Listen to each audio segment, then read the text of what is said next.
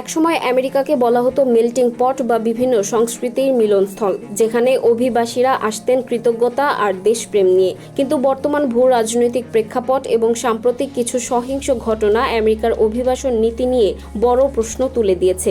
বিশেষ করে ইরান যুক্তরাষ্ট্র যুদ্ধের আবহে এই আলোচনা এখন তুঙ্গে।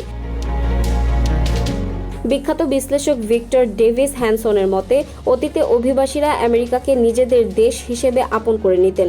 গুগল, এনভিডিয়া বা স্পেস এক্সের মতো বড় বড় প্রতিষ্ঠানগুলো গড়ে তুলেছিলেন এই অভিবাসীরাই। কিন্তু বর্তমানে পরিস্থিতি ভিন্ন।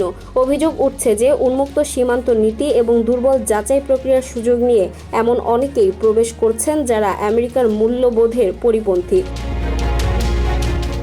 সাম্প্রতিক কিছু ভয়াবহ ঘটনা এই উদ্বেগ আরও বাড়িয়ে দিয়েছে। গত 1 মার্চ টেক্সাসে এন্ডিয়াগা ডায়াগনে নামে এক স্বাভাবিককৃত নাগরিকের গুলিবর্ষণ, কিংবা ভার্জিনিয়া এবং মিশিগানে মার্কিন স্থাপনায় হামলার মতো ঘটনাগুলো খবরের শিরোনাম হয়েছে।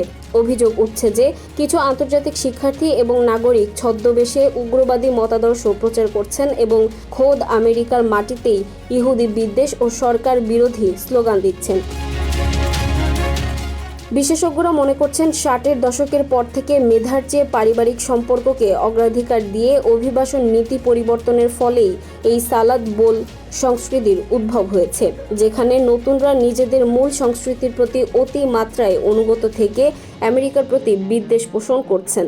যুদ্ধের এই সংকটময় মুহূর্তে আমেরিকার অভ্যন্তরীণ নিরাপত্তার রক্ষা এবং অভিবাসন ব্যবস্থার আমূল পরিবর্তন এখন সময়ের দাবি হয়ে দাঁড়িয়েছে।